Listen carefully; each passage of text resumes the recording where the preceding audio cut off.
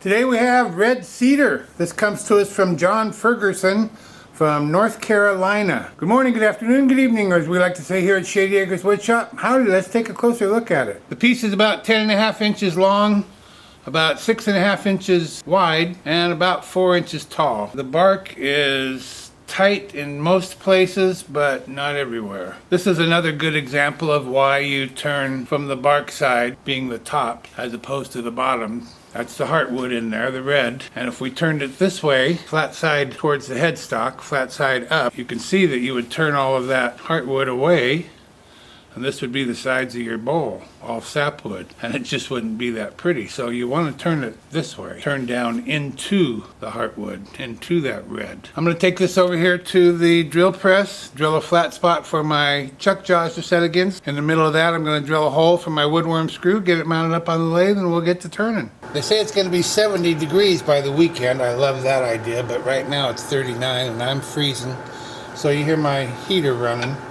We're going to be turning at 550 RPM, 5/8 inch bowl gouge, mask and face shield on.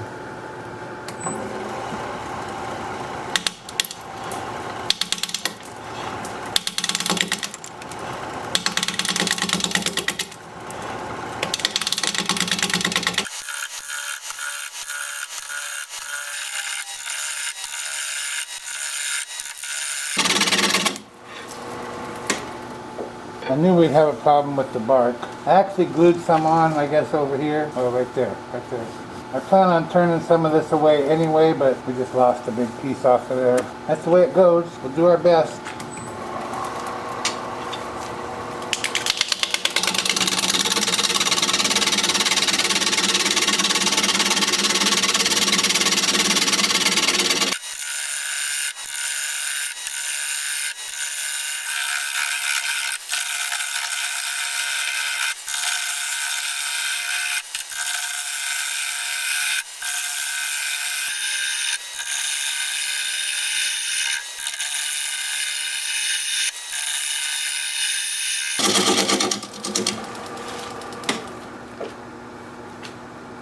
Well, we're getting there. I'm just trying to round up these two ends. We're almost there. Make a nice oval shape.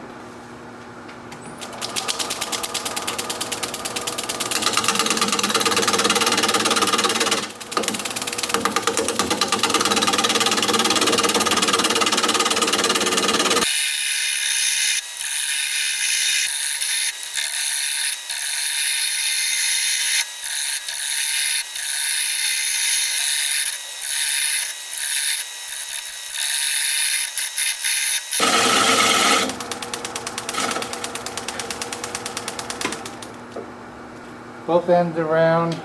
I like the shape we have here, but we're missing bark right here quite a bit, little tiny bit here. I'm going to come up from the bottom up the way you're supposed to go so that I can get a little smoother cut. We'll try that. Hope it doesn't lift the bark off.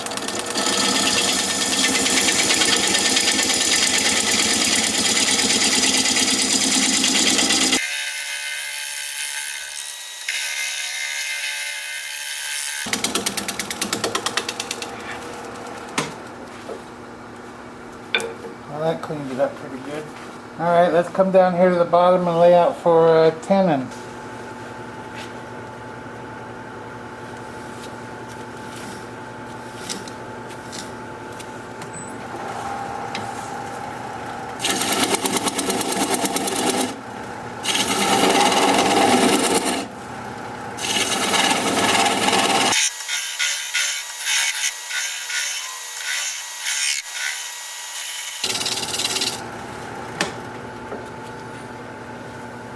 Now I'm going to use this diamond point tool to square up the sides of the tenon.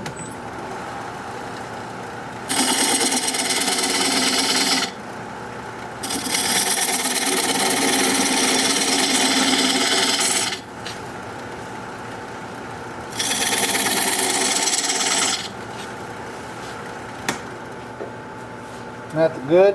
You know, I think we're ready to sand. Time for sanding. Well, you can see this bark is kind of a mess up here, and we're missing some here, and probably missing a little bit over here. I have some pieces I could fix it. It's really odd bark. I might fix it, I might not, I don't know. Anyway, to begin with, I'm going to sand it with my Sandoflex. This is 120 grit, and then I'll do 180 grit. I'm just going to try and clean it up, and if some of it goes away, okay. So I'll do 120, then 180. And when I'm done with that, I'll switch to my 2-inch disc starting at 80 grit and sanding the outside with the piece spinning in reverse at about 400 RPM. And I'll show you what all that looks like as soon as I get my mask on.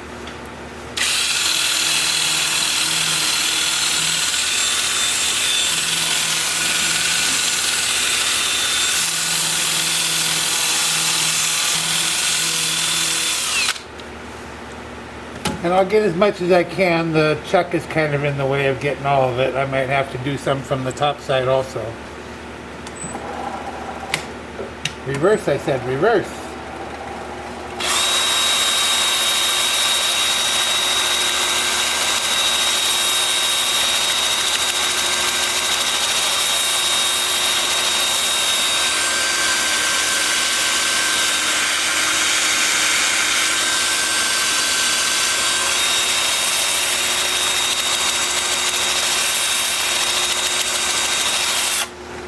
And I'll do that up through 400. I'll bring you back here in a little bit, and I think we're going to go with sanding sealer and shellac. See you in a bit. Well, this sanded up beautifully. Let's see what it looks like with a little sanding sealer on it.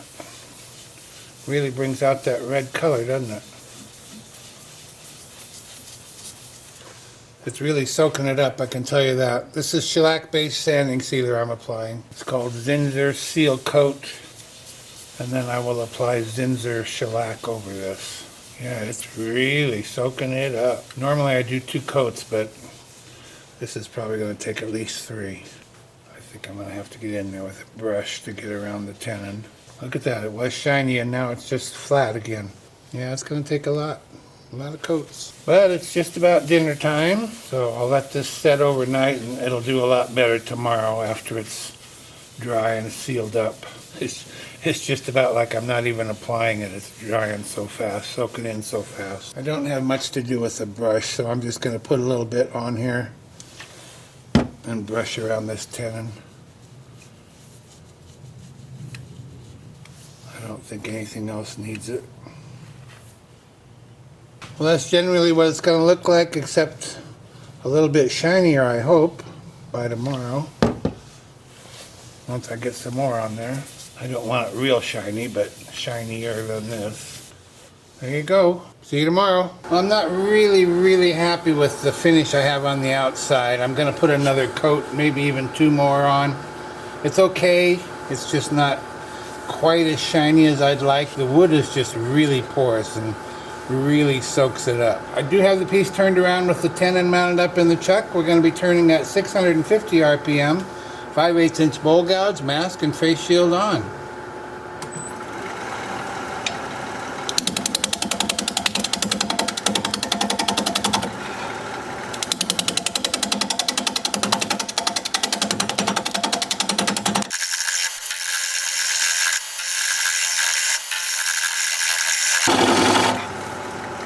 I don't know if you can see it, but we got bark flying everywhere here.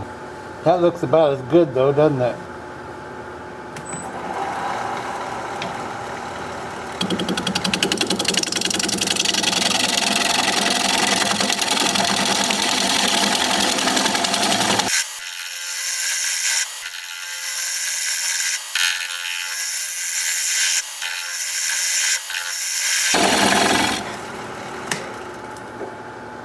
Well, I thought I'd get farther than that with the tailstock in the way, but I can't come out here any further. I can't get the right angle. Well, now that I've had a chance to stop and look at it, I really think this looks just as good, maybe better, than the bark. We're about half gone. So I might just pull all that bark off, but rather than try and pull it off, I'm going to wait and see if more comes off as I turn it. But I think we're going to go natural edge instead of live edge.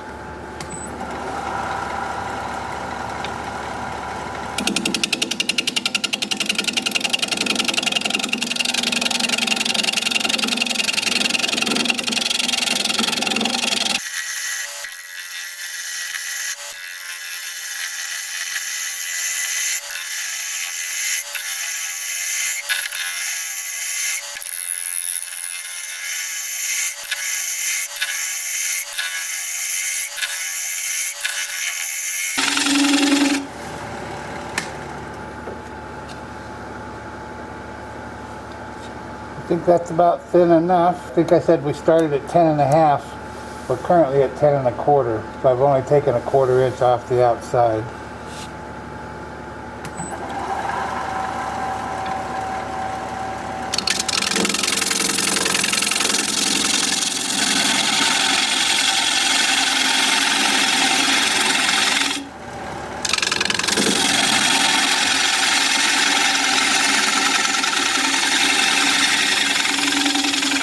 I'm going to try shear scraping a little.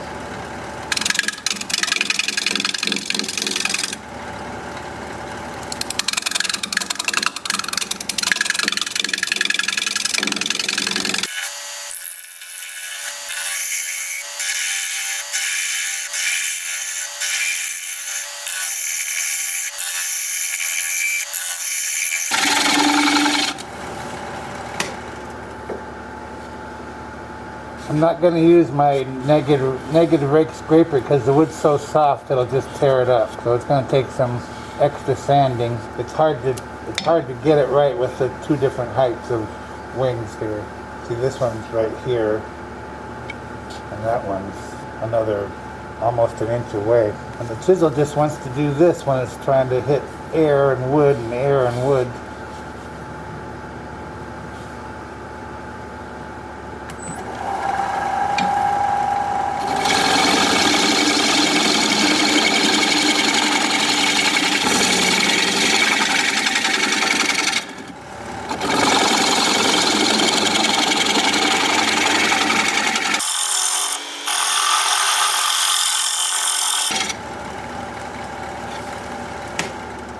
I guess I could leave this and we could call it a ring toss game, huh?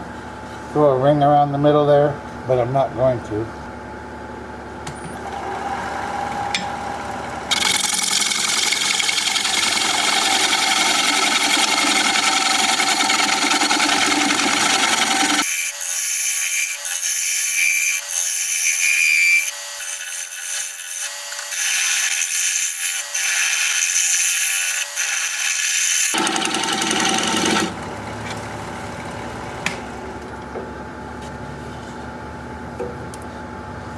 Still could. Still not going to. See if I can pick the speed up any. 750. I can't remember what we were at.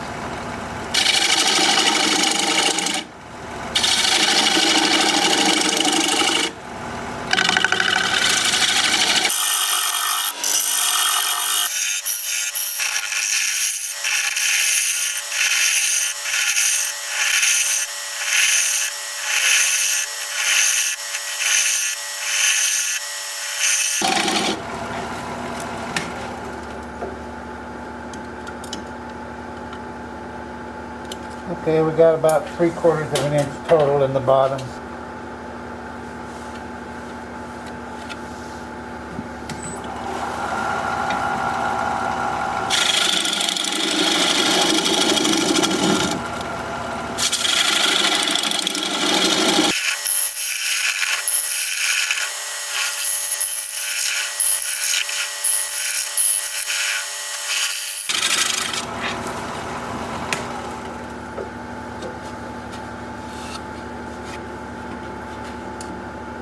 Yeah, okay, about 3/8. That's close enough.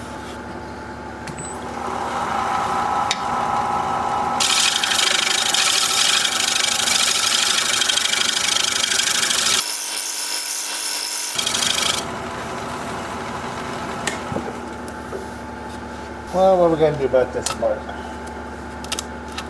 Oh, is that all that was left? Yeah, bark's gone. Okay, cool. I think that looks just as good, if not better. Okay, time for sanding.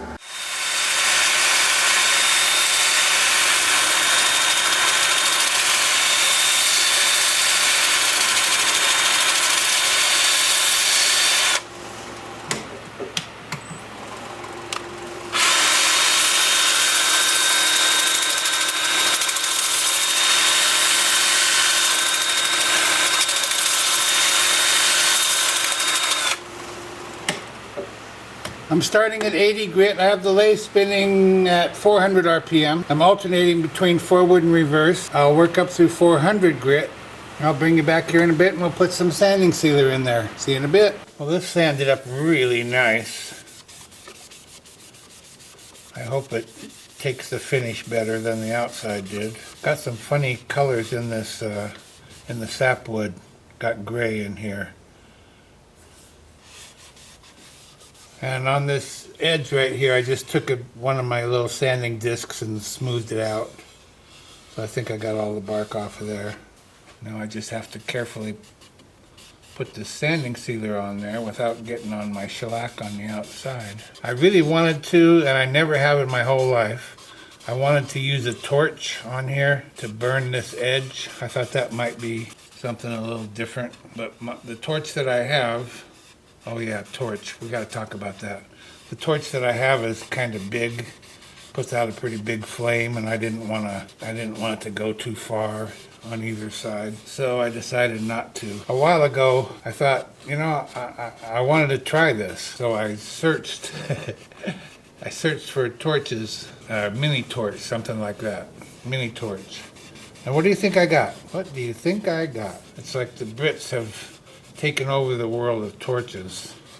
I got flashlights. I got lots of flashlights. So, what do you guys call flashlights? Or what do you call torches? Wait, how do I say that? What do you call a thing with a flame coming out of it? What do you call that? It's so confusing. I love that about having a YouTube channel. That's one of my favorite things, is learning about different people, different cultures, different vernacular around the world. I love that. I might make fun of you, but it's all in good spirits. I don't mean anything bad by it. But what do you call a thing that has flames coming out of it if it's not a torch? I wanted to know at that time when I was looking up mini torches, but I didn't know what to search for. Well, it's soaking it up just like the outside did. I was hoping not, but I should have expected it. So it'll probably be a couple of days of getting the finish to dry and putting on more and more. This was so smooth, I just really didn't expect it, but I should have. Alright, that's generally what it's going to look like. When I get to the shellac, I'll put another couple of coats on the outside, 1 or 2 on the outside, and probably 3 or 4 on the inside. But that's kind of what it looks like. Hope you like it so far. Time to remove the tenon. I mounted a block of wood up in my chuck. I'm going to put a non-slip cloth over that. Bring up the bowl. I got a decent finish inside and out on this. Not the best ever, but decent. So I'm relatively happy with that. I still have that center hole there for reference, so I can drive my live center into that, and that'll help center it on that block of wood. I'll bring up my tool rest. We'll spin the piece up, see if it's running true. Pretty dang close. Close enough for us. Turn the speed up to about 600 RPM. I'm going to grab a 3/8 inch bowl gouge and commence to removing that tenon.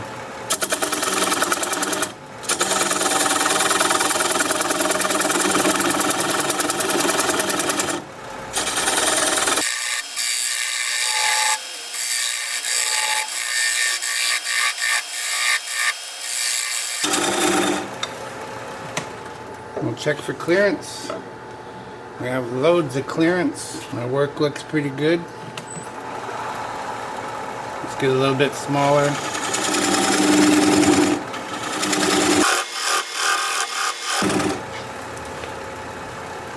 Now that's pretty small. Oh, it looks like it's going to break off, doesn't it? Hate when that happens. We might not be able to complete it on the lathe, but well, I'm just about silly to even try. It's just disintegrating right before our eyes. See that crack in there?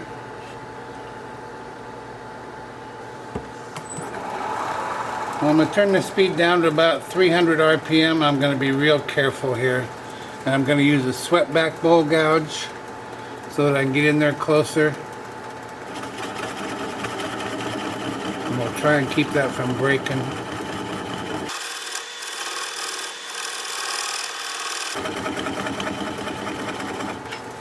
Okay, that's really small. Turn the speed down to about 200 RPM. And I'm going to apply the bevel of the gouge against the bottom of the bowl. Pressure towards the headstock. Right hand on the gouge, left hand on the switch. And when the little nub stops turning or breaks away, we'll know we're through.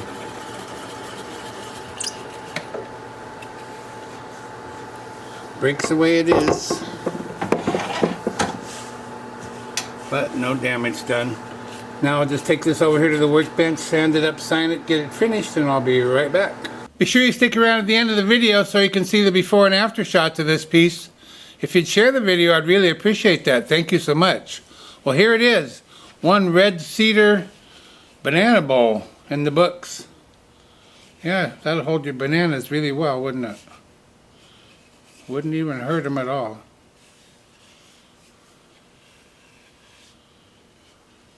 Kind of a weird shape, kind of fun, kind of whimsical, I think. Oh, and there's the bottom all finished up. What do you think? The finish is decent, considering how soft this wood is. Boy, it really soaked it up. It took 2 full days of finishing, just because it was so cold, I guess. Still looking at 70 by the weekend. Yay! Can't wait. It was fun to do, something a little different. No bark, natural edge. I kind of like this little indentation here, and then there's a matching one on the other side. Pretty cool. Hope you enjoyed the video. Thank you, John Fergerson, for sending this along for all to enjoy. If you liked the video, thumbs up, please. I'd sure appreciate it.